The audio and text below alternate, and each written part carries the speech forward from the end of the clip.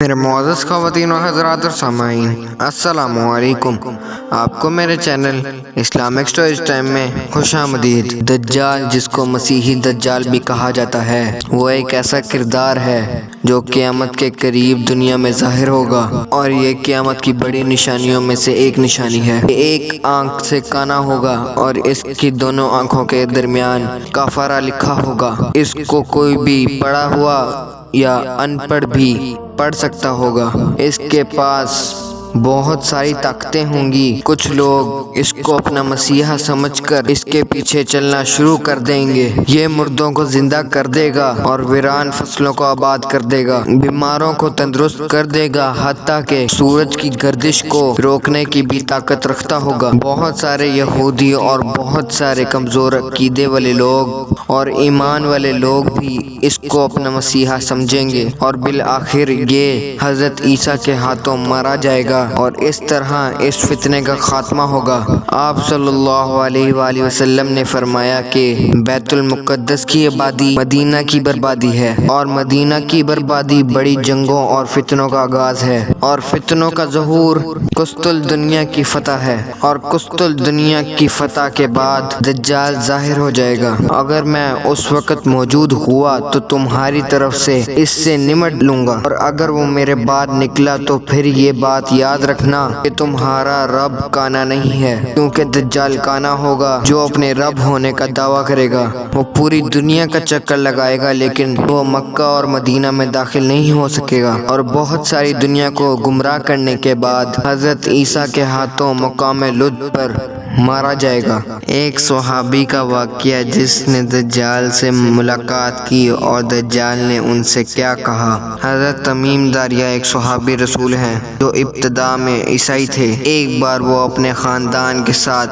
سمندری سفر پر جا رہے تھے۔ سمندر میں طوفان آیا تو وہ جہاز ٹکراتے ہوئے ایک جزیرے پر پہنچ گئے۔ اس ویران جزیرے پر اترنے کے بعد ان کو ایک جانور ملا جس کے پورے ہی جسم پر بال ہی بال تھے۔ یہ سب لوگ ڈر گئے اور اس سے پوچھا کہ تو کیا چیز ہے؟ تو اس نے جواب دیا کہ میرا نام جساسا ہے اور میں دجال کی جاسوس ہوں، اس طرف چلو، ایک شخص تمہارا انتظار کر رہا ہے۔ حضرت تمیم داریہ کہتے ہیں کہ ہم اس کو دیکھ کر اور یہ سب کچھ سن کر ہم بہت ڈر گئے تھے۔ آخر ہم اس جانور کے پیچھے چلتے ہوئے ایک جگہ پر پہنچے تو ہم نے ایک بہت بڑے شخص کو زنجیروں میں جکڑا دیکھا۔ تو ہم نے اس سے پوچھا کہ تو کیا بلا ہے؟ تو اس شخص نے کہا کہ میرے بارے میں تمہیں کچھ نہ کچھ تو پتہ چل ہی گیا ہوگا، اب تم میرے سوالوں کا جواب دو۔ تو ہم نے کہا کہ پوچھو، کیا پوچھنا چاہتے ہو؟ تو اس نے کہا کہ بتاؤ مجھے تم لوگ کون ہو؟ تو ہم نے کہا کہ ہم عرب کے باشندے ہیں، اور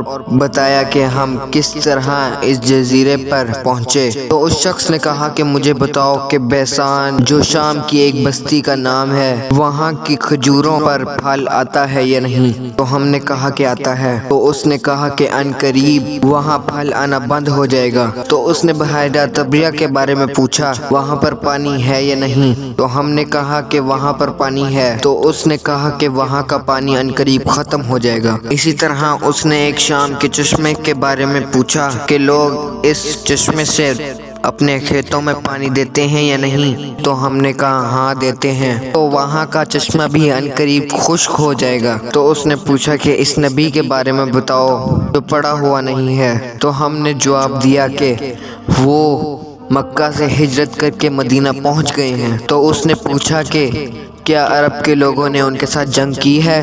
تو ہم نے کہا کہ ہاں کی ہے۔ اس نے پوچھا کہ پھر نتیجہ کیا رہا؟ تو ہم نے کہا کہ وہ اپنے گرد و نواح میں تو غالب آ گئے تھے، اور بڑی تعداد میں لوگ ان کے اطاعت قبول کر چکے ہیں۔ یہ بات سن کر اس نے خوشی سے ایک چھلانگ لگائی اور کہا کہ لوگوں کے حق میں یہی بہتر ہے کہ وہ ان کی اطاعت کر لیں۔ تو اس شخص نے کہا کہ اب میں تمہیں اپنے بارے میں بتاتا ہوں، میں دجال ہوں اور وہ وقت قریب ہے جب میں یہاں سے نکلوں گا اور میں تمام زمین میں گھوم جاؤں گا، اور 40 دن کے اندر اندر کوئی بھی ایسی بستی نہ ہوگی جس کے اندر میں داخل نہ ہوں گا سوائے مکہ اور مدینہ کے، کیونکہ یہاں پر میرا داخلہ ممنوع ہوگا اور اس کے پیرے پر فرشتے کھڑے ہوں گے جو ان کی حفاظت کریں گے۔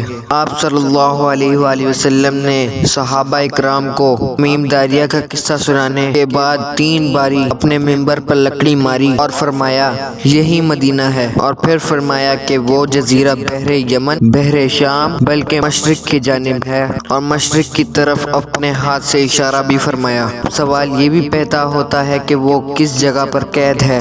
بہرحال حقیقت تو صرف اللہ ہی جانتا ہے۔ آپ صلی اللہ علیہ وآلہ وسلم نے مدینہ میں کھڑے ہو کر بتایا کہ وہ جزیرہ مشرق کی طرف بحر یمن میں ہے۔ مدینہ میں مشرق کی طرف بحر یمن میں سقطرہ نام کا ایک جزیرہ واقع ہے جس کو دنیا گمشدہ جزیرے کا نام دیتی ہے۔ کہیں اس کو دنیا کا خوفناک جزیرہ کہا جاتا ہے تو کہیں اسے پراسرار جزیرہ، اس کو کسی اور سیارے کا جزیرہ یا پھر جہنم کا جزیرہ بھی کہا جاتا ہے۔ یہ جزیرہ بہت سی باتوں اور دنیا سے مختلف ہے۔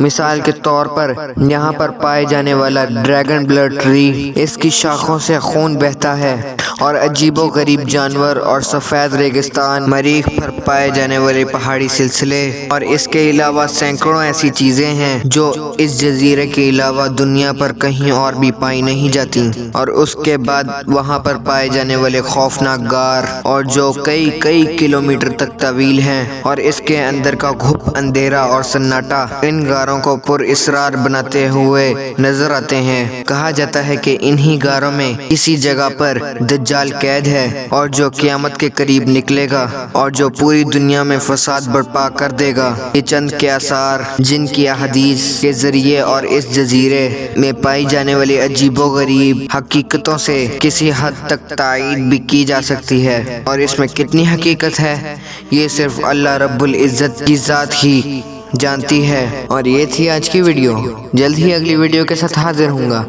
اگر آپ نے میرے چینل کو سبسکرائب نہیں کیا تو پلیز میرے چینل کو سبسکرائب کریں، ویڈیو کو لائک شیئر کریں اور بیل کے آئیکن کو ضرور پریس کریں تاکہ آنے والی ہر ویڈیو کی نوٹیفیکیشن آپ کو مل سکے۔ اپنے بڑوں کی عزت کریں اور ان کا خیال رکھیں۔ اللہ آپ کو خوش رکھے، آمین۔ اب مجھے اجازت دیں، اللہ حافظ۔